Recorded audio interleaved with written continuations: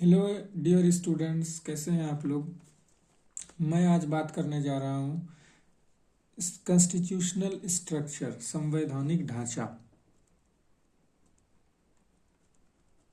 संवैधानिक ढांचा भारतीय संविधान का एक ऐतिहासिक काल रहा है, जहाँ की संविधान धीरे धीरे विकसित हो गए, कानून विकसित हुए। वैसे हम लोग जानते हैं कि British east India company Bharat में 1600 ईस्वी में व्यापार करने के लिए आए थे, लेकिन साथ में क्वीन एलिजाबेथ से एक विस्तृत अधिकार पत्र भी लेकर आए थे। और वो व्यापार करते करते 1765 ईस्वी में वो बंगाल, बिहार और उड़ीसा के दीवानी प्राप्त कर लिए, और उसको नियंत्रित करने के लिए उन्होंने कई सारे उपाय ढूंढे। और कंपनी के रेगुलेशन में बहुत सारी खराबियां थी, जिसके कारण ब्रिटिश सरकार ने 1773 में एक रेगुलेटिंग एक्ट लेकर आए। ब्रिटिश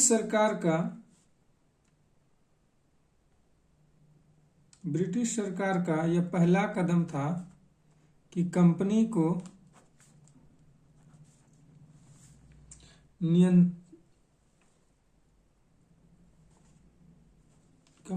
नियमित और नियंत्रित करे।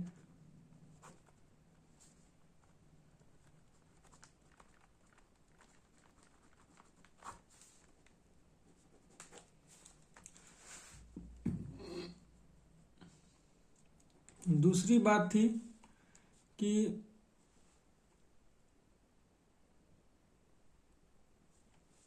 पहली बार कंपनी के राजनीतिक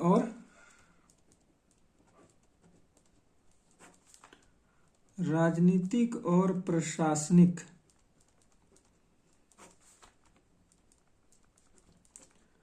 कार्यों को मान्यता मिली।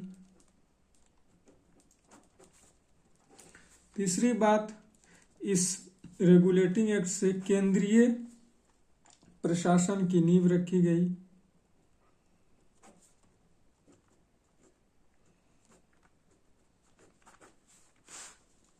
ये थे इसके महत्वपूर्ण विशेषताएं। अब हम लोग चलते हैं कि इसके प्रमुख जो गुण हैं, जिससे जो इसमें आए हैं, उस पे बात करते हैं।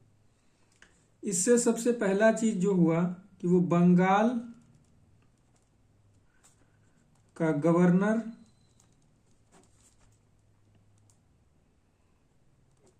अब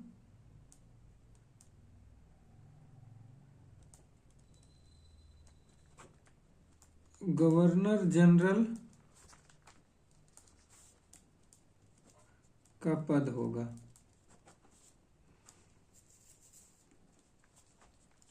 ठीक है, गवर्नर अब गवर्नर जनरल बन गया है। दूसरी बात क्या हुआ यहाँ पर कि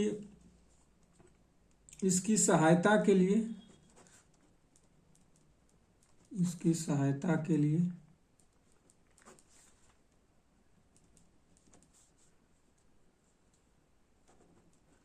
एक कार्यकारी परिषद बनाया गया। एक कार्यकारी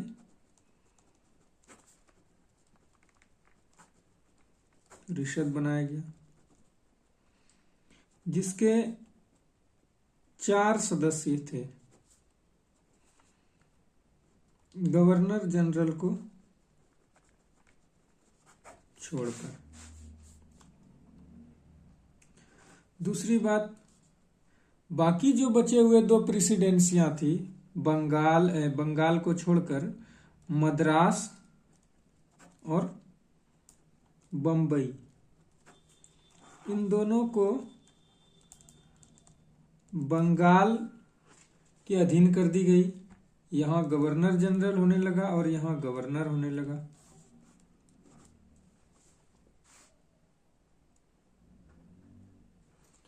इसी अधिनियम के तहत आगे चलकर 1774 में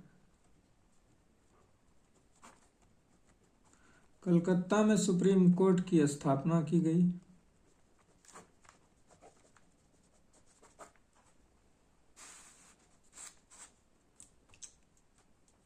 जिसमें 4 जज हुए। मुख्य जज कौन थे? सर एलिजा इम्पे और 3 जज थे। अगला पॉइंट क्या है?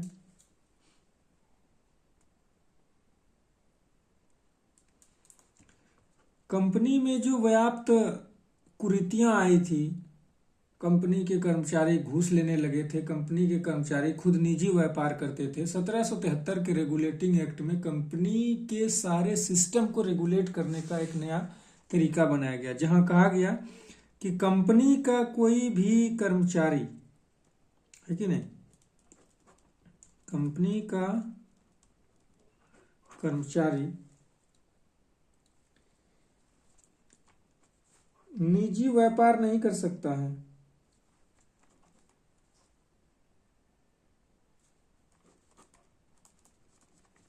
निजी व्यापार नहीं करेगा, उपहार नहीं लेगा। जब उपहार नहीं ले सकता तो रिश्वत कैसे लेगा? रिश्वत भी नहीं ले सकता। ये सारी चीजों को प्रतिबंधित किया गया। और अंत में हम लोग एक चीज और देख लेते हैं कि ब्रिटिश ईस्ट इंडिया कंपनी को ब्रिटिश सरकार ने, ठीक है, ब्रिटिश ईस्ट इंडिया कंपनी को ब्रिटिश सरकार ने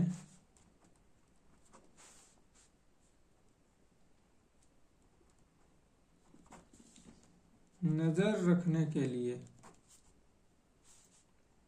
एक कोर्ट ऑफ डायरेक्टर्स, है ना, कोर्ट ऑफ डायरेक्टर्स बनाया था।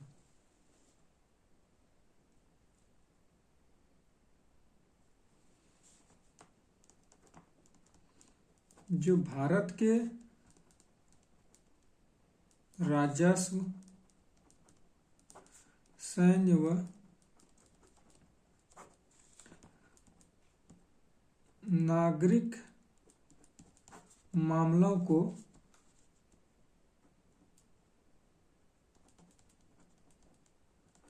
ब्रिटिश